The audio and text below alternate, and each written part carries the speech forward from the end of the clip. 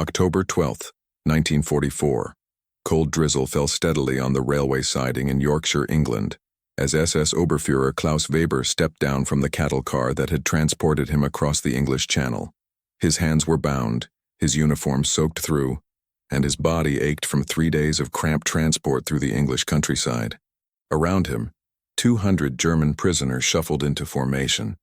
Men from the 352nd Infantry Division who had been captured after weeks of brutal fighting in Normandy. Weber braced himself for what was to come.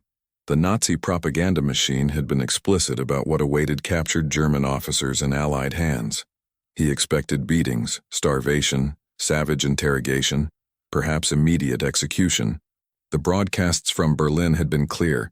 The British Empire, built on colonial brutality, would show no mercy to German prisoners. Better to die fighting than face what the British would do to captured soldiers. But as Weber looked around the railway siding, searching for signs of the brutality he had been promised, he saw something entirely different. British guards stood in neat formations, their rifles held properly, uniforms clean despite the weather. There was no shouting, no chaos, just quiet professional military discipline that reminded Weber uncomfortably of German standards. Standards his own shattered division had abandoned during their desperate retreat through France. A British sergeant approached, middle-aged with steady eyes that suggested he had seen everything war could offer, and remained unimpressed by all of it. He spoke in accented but comprehensible German. "You will form orderly lines. You will be searched for weapons. You will then receive water and be transported to the camp. Anyone who causes trouble will be disciplined. Anyone who cooperates will be treated correctly. Is this understood?" The tone was neither cruel nor kind. It was simply matter-of-fact. Soldiers addressing soldiers. Weber found himself nodding before he realized he was taking orders from the enemy. This was not the savage brutality he had been conditioned to expect. This was professional military procedure, executed with the calm efficiency that characterized everything British. The Nazi propaganda machine that had shaped Weber's expectations was a carefully constructed instrument of psychological warfare. In SS training facilities across the Reich, officers like Weber had been subjected to intensive indoctrination sessions designed to instill absolute terror of capture. The propaganda was specific and relentless. Allied forces were portrayed as Jewish Bolshevik conspirators who employed torture methods that violated every principle of civilized warfare. Weber remembered the films shown during these sessions, grainy footage purporting to show Allied atrocities against German prisoners. Lectures described in graphic detail the savage interrogation techniques supposedly employed by British and American forces. The message was always the same. Capture meant certain death, preceded by unimaginable suffering. Allied prisoner of war camps were depicted as death camps, equivalent to the concentration camps that Germany itself operated. This fear campaign served multiple purposes for the Nazi regime. It discouraged surrender, ensuring that German soldiers would fight to the death rather than face capture. It also provided psychological justification for Germany's own brutal treatment of Allied prisoners and civilians. If the enemy was inherently savage, then any German brutality was merely defensive necessity. Weber had absorbed these lessons completely. During his officer training, he had been shown photographs of supposedly tortured German prisoners, their bodies bearing evidence of what the instructors claimed were Jewish Bolshevik torture methods. The racial component of this propaganda was crucial to Nazi ideology. The suffering of German prisoners was not simply the result of military necessity or individual cruelty, but evidence of a vast racial conspiracy against the German people. The psychological impact of this indoctrination was profound.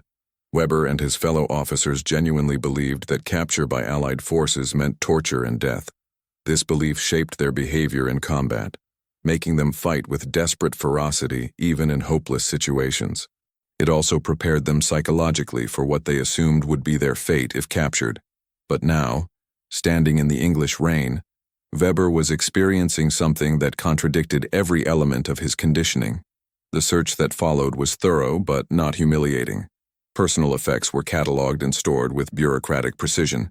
Wounded prisoners were immediately separated for medical attention, not left to suffer as Weber had expected. Then came something even more surprising. Water. British soldiers moved down the lines with canteens, offering drinks to men who had been their enemies just days earlier. Weber drank the water, cold and clean, and realized with uncomfortable clarity that his first experience of British captivity contradicted every warning he had received. No beatings, no starvation, no savage interrogation, just professional military procedure executed with methodical efficiency. As trucks arrived to transport the prisoners to their permanent camp, Weber overheard two British guards talking in English. His limited understanding of the language allowed him to catch fragments of their conversation. One guard said something about poor bastards and the other replied, "Jerry or not, they're soldiers. Treat them accordingly." That phrase, "treat them accordingly," would define Weber's experience over the next 18 months in British captivity. It would teach him uncomfortable truths about the regime he had fought for and the civilization he had been taught to despise. The transport to Camp 174 in Lancashire took several hours, during which Weber had time to process what he was experiencing. The trucks were military vehicles, not cattle cars. Guards maintained professional demeanor without unnecessary harshness. When one prisoner became sick during the journey, a British medic provided immediate attention. This was not the behavior of the savage barbarians described in Nazi propaganda. Upon arrival at Camp 174 on October 13th, Weber and his fellow prisoners underwent systematic processing that further contradicted their expectations. The camp held approximately 2,000 prisoners in wooden barracks surrounded by barbed wire and guard towers. Nothing luxurious, but weatherproof, organized, and clean. The processing was methodical. Documentation, medical examination, assignment to barracks, explanation of camp rules. Everything was conducted in German by British personnel who had learned the language specifically for this purpose, or through trained interpreters. The efficiency was impressive and slightly unsettling. Britain had clearly anticipated holding large numbers of German prisoners and had prepared accordingly. This level of organization suggested long-term planning and systematic approach to prisoner management that contradicted Nazi claims about Allied improvisation and chaos.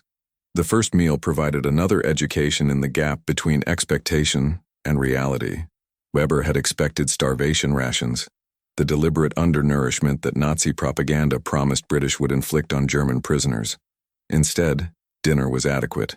Bread, stew with actual meat, tea, even margarine. More food than Weber's unit had been receiving during the final weeks of fighting in Normandy, when German supply lines had collapsed under Allied pressure. Weber later recalled in a 1987 interview, "I could not understand it. We had been told the British would treat us worse than animals. Instead, the first night we received more food than we had seen in weeks, slept in dry barracks with real beds, and were not beaten or abused." The disconnect between what we had expected and what we experienced was so profound that some prisoners thought it must be temporary, that the real brutality would start once we had been softened up. It never came. The camp rules were posted in German and explained clearly to all prisoners. Work assignments were mandatory unless medically excused. Cooperation was required. Defiance would be punished. Escape attempts would be prevented, and successful escapees would be recaptured. Medical care would be provided to all prisoners regardless of rank or nationality. Religious services were permitted for those who wished to attend. Letter writing was allowed under censorship. No fraternization with guards was permitted. Discipline would be maintained through orderly procedures applied equally to all. The rules were not kind, but they were fair. They were applied equally to all prisoners without favoritism or arbitrary cruelty. This consistency was perhaps more psychologically disturbing to Weber than outright brutality would have been. Brutality he could have understood and dismissed as evidence of British barbarism. Consistent fairness forced him to confront the possibility that his fundamental assumptions about the enemy were wrong. The British approach to prisoner management reflected deeply held cultural and military values about proper conduct, even in war.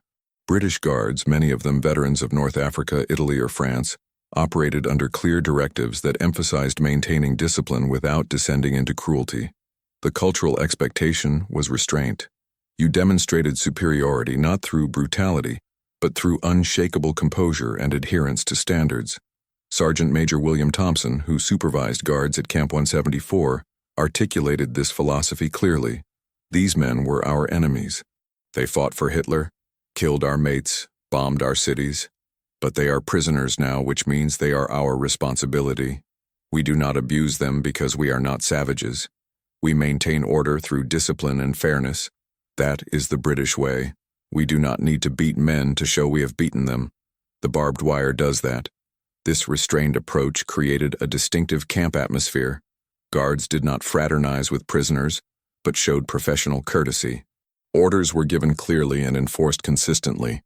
Violations of rules resulted in disciplinary action, typically confinement or reduced privileges, but not physical abuse. The contrast with Nazi treatment of prisoners was absolute and intentional. Britain was demonstrating that democratic civilization could maintain moral standards even under war's pressures. German prisoners were assigned work details primarily involving agricultural labor and reconstruction projects.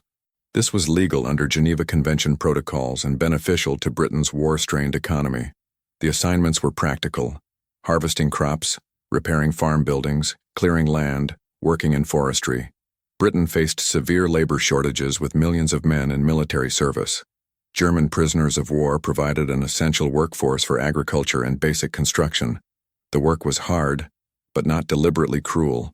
Prisoners worked 8-hour days, received additional rations for manual labor, and were provided adequate tools and supervision. British farmers who supervised prisoner work details were instructed to treat them fairly, get honest work from them, but do not abuse them. Weber was assigned to work on a farm in Kent where he spent 14 months engaged in agricultural labor. We harvested crops, repaired fences, helped with livestock, he recalled. The work was hard. I was a clerk before the war. Not a farmer, but it was not impossible. The British farmer who supervised us was stern but fair. He showed us how to do tasks properly, expected competent work, and did not tolerate laziness. But he also brought us tea during breaks and never raised his hand to anyone. It was honest work for honest treatment. This work program created unexpected interactions between German prisoners and British civilians. Farmers who initially viewed prisoners with hostility often developed grudging respect for men who worked diligently and behaved properly. Some prisoners learned English through daily contact with supervisors. Occasionally, British civilians would share food or cigarettes, gestures that contradicted German propaganda about British hatred for Germans. The medical care provided to German prisoners represented another profound contradiction to Nazi propaganda. Sick and wounded, German prisoners receiving British medical treatment experienced professional health care that matched or exceeded what they had received in the German military. Camp 174's medical facility was run by British Army doctors and nurses who treated German patients with the same professional standards applied to British soldiers. Wounded prisoners received surgeries, medications, and rehabilitation as medically necessary. Sick prisoners received proper diagnosis and treatment without regard to their nationality or military service. Medical care was competent and non-discriminatory, reflecting British military medical traditions that prioritize professional health care regardless of politics. Weber developed pneumonia during his first winter in captivity, a potentially fatal condition given the damp English climate and his weakened state from months of combat and transport. The British medical officer prescribed sulfa drugs, bed rest, and extra rations to support his recovery. A British nurse monitored his condition daily, adjusting treatment as his symptoms changed. Within 2 weeks, Weber had recovered completely. "They saved my life," Weber stated matter-of-factly in later interviews. "I would have died from pneumonia without proper medicine. The British gave me antibiotics, professional care, and time to recover. They did not have to. I was an enemy prisoner, no value to them militarily or politically, but they treated illness as a medical problem requiring medical solution, not as an opportunity to let prisoners die. That professionalism impressed me deeply." Medical statistics from British prisoner of war camps documented this systematic care. Between 1944 and 1946, approximately 80,000 German prisoners received medical treatment in British facilities. Over 5,000 surgical procedures were performed on prisoners during this period. Mortality from disease among German prisoners was less than 0.3%, actually lower than the civilian population due to camp sanitation measures and ready access to medical care. Medications provided to German prisoners included antibiotics, pain relief, anti-malarial drugs, and vitamins as medically indicated. This medical care served British interests by maintaining healthy prisoners who could work more effectively and caused fewer administrative problems. But it also demonstrated that Britain valued human life, even when that life belonged to enemy soldiers. What impressed German prisoners most was not kindness but consistent, unshakable British restraint, in circumstances where cruelty would have been understandable and perhaps expected. British guards had personal reasons to hate German prisoners. Many had lost friends and comrades to German weapons. Some had witnessed the devastation of the London Blitz or other German bombing campaigns against British cities. They knew what concentration camps contained and what the Nazi regime represented. Yet they maintained professional distance and fair treatment regardless of personal feelings. When a British guard at Camp 174 struck a German prisoner during a heated argument, the guard was immediately disciplined, reduced in rank, and reassigned to other duties. The camp commander assembled all prisoners to explain the incident. That man violated military discipline by losing control, the commander stated in clear German. In the British Army, we maintain standards regardless of circumstance. You will be treated correctly, not because you deserve it, but because we demand it of ourselves. This self-discipline, treating prisoners properly because British standards required it, rather than because prisoners had earned it, was psychologically devastating to Nazi propaganda about democratic weakness. German prisoners could not interpret consistent fairness as weakness when it was clearly backed by military competence and unshakable authority. The British had defeated them in combat, captured them efficiently, and now demonstrated moral superiority through restraint. This combination of military effectiveness and ethical behavior contradicted everything Nazi ideology taught about democratic societies.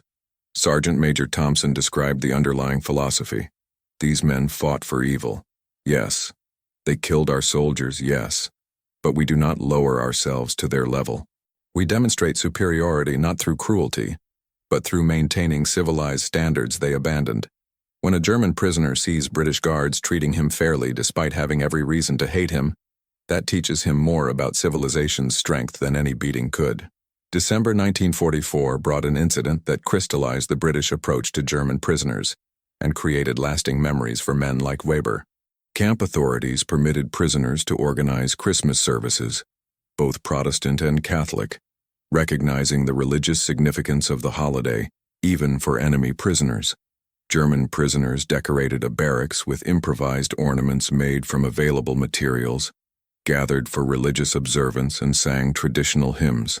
On Christmas Eve, prisoners assembled for a Protestant service. They sang Stille Nacht, Silent Night, in German. The familiar melody drifted across the camp in the cold winter air, carrying with it memories of home, family, and peacetime celebrations that seemed impossibly distant. British guards standing watch outside the barracks stopped their patrols and listened in respectful silence. When the song ended, several guards quietly applauded. One sergeant entered the barracks afterward and distributed cigarettes and biscuits to the assembled prisoners. This gesture was not required by regulations or military necessity. It was simply an acknowledgement of common humanity during a season traditionally associated with peace and goodwill. Weber remembered the moment with particular clarity. We were singing about peace and hope while imprisoned by enemies we had tried to kill just months earlier. The British guards could have mocked us or forbidden the service entirely. Instead, they respected it. When that sergeant came in with cigarettes saying, "Happy Christmas, lads," I understood something fundamental had changed. These were not the barbarians we had been taught to expect. They were civilized men, treating defeated enemies with dignity we had not shown anyone during the war. The Christmas service became emblematic of British prisoner of war policy. Maintain security and discipline, but recognize prisoners' humanity within those constraints. It was neither cruel nor soft. It was simply decent, reflecting British values about proper conduct even toward enemies. German prisoners were permitted to write letters home under censorship, creating opportunities for the collapse of Nazi propaganda to spread beyond the camps themselves. These letters described adequate food, fair treatment, and humane conditions, directly contradicting Nazi broadcasts about Allied brutality toward prisoners. When families in Germany received letters stating that their captured relatives were healthy and treated correctly, it undermined remaining faith in Nazi pronouncements about the war. Weber's letter to his wife in December 1944 was typical of many sent from British camps. "I am well and healthy. The British treat us fairly. We work, we eat.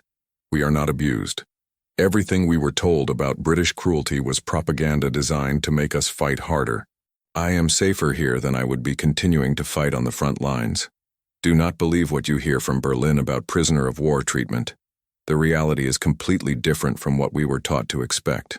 His wife, living in bombed Hamburg under increasingly desperate conditions, shared the letter with neighbors and friends.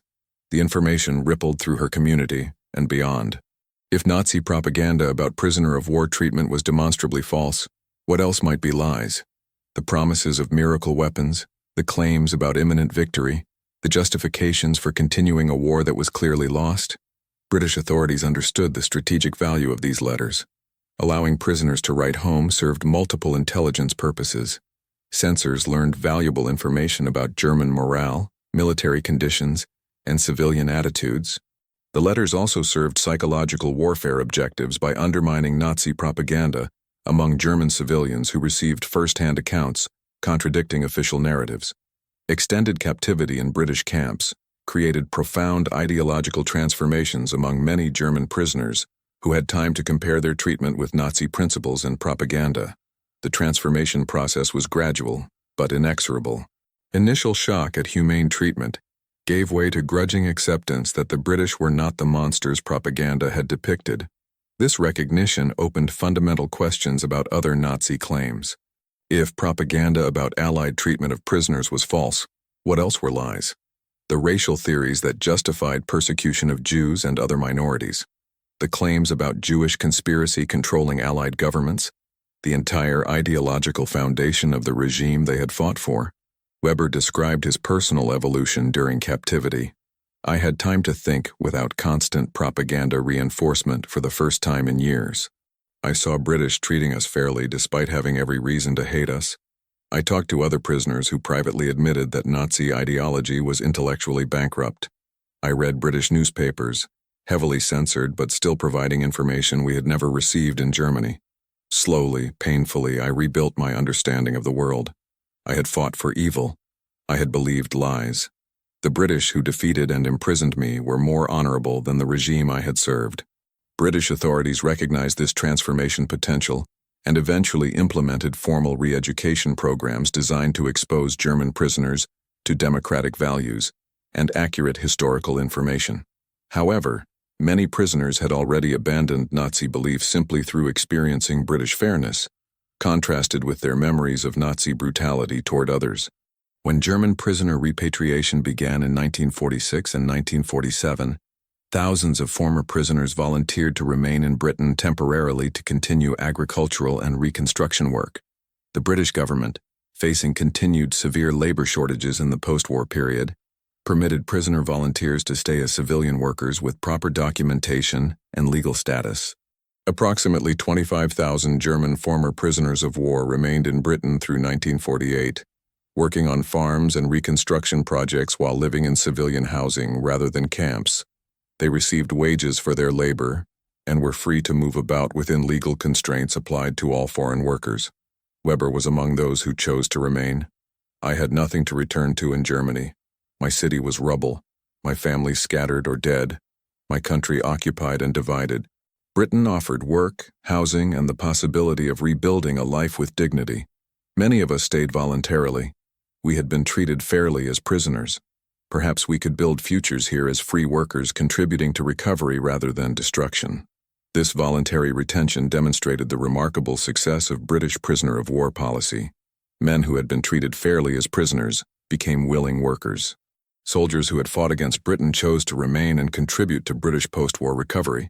The transformation from enemy prisoners to voluntary civilian workers validated the theory that decent treatment created genuine cooperation rather than mere compliance.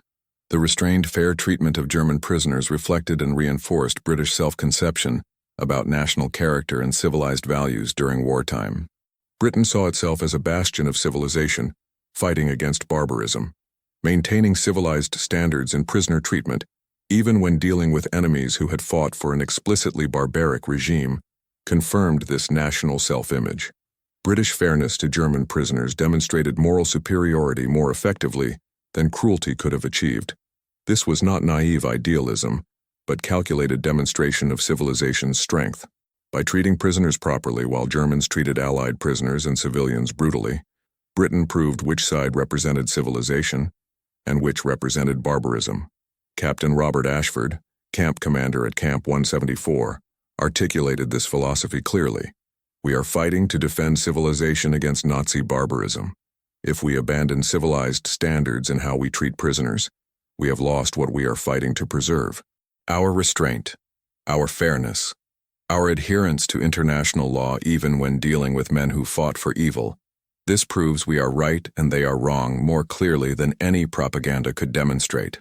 The British treatment of German prisoners of war represented strategic victory beyond the military defeat of Nazi Germany. Britain demonstrated that democratic civilization could maintain moral standards under total war's pressures. Democratic society could fight existential conflict without abandoning the civilized values that justified the fight. Victors could treat defeated enemies with dignity while maintaining security and discipline. These were not weaknesses, but strengths that distinguished democratic civilization from totalitarian barbarism. For German prisoners who experienced this treatment firsthand, the lesson was undeniable. Britain had defeated them militarily and defeated them morally by demonstrating that civilization meant more than Nazi propaganda had ever understood or acknowledged. Sergeant Major Thompson summarized the approach with characteristic British understatement. We beat them fair and square on the battlefield. Then we treated them like soldiers rather than animals because that is what civilized people do. We did not do it because they deserved it. Most had fought for evil causes and committed terrible acts. We did it because maintaining civilized standards even toward enemies proves civilization's strength. That is how you win wars properly. Defeat them militarily, then show them what they were really fighting against by treating them better than their own government ever did. For thousands of German prisoners who expected brutality but received fairness, who anticipated starvation but received adequate food, who feared torture but experienced professional medical treatment, the British camps became their first real encounter with functioning democratic civilization. The experience taught them that strength and restraint were not contradictory, but complementary aspects of genuine civilization. For Britain, the successful management of 400,000 enemy prisoners with minimal mortality and eventual transformation of many into voluntary workers and democracy advocates proved that civilized values were not weaknesses to be abandoned under pressure, but foundations of lasting victory.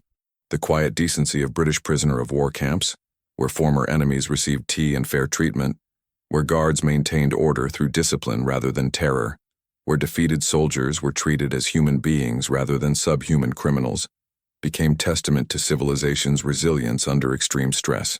Weber, who lived until 2001, maintained contact with British veterans throughout his post-war life. In a 1995 interview, he reflected on his transformation. The British could have treated us brutally. We had fought against them, killed their soldiers, supported a regime that committed unprecedented atrocities. They had every moral justification for revenge. Instead, they treated us with firm fairness that taught me more about civilization than 12 years of Nazi education ever did. That restraint, that adherence to standards even when dealing with enemies, that was real strength. I learned what democracy and civilization actually mean, not from books but from being imprisoned by people who practiced those values, even toward men who had fought against them.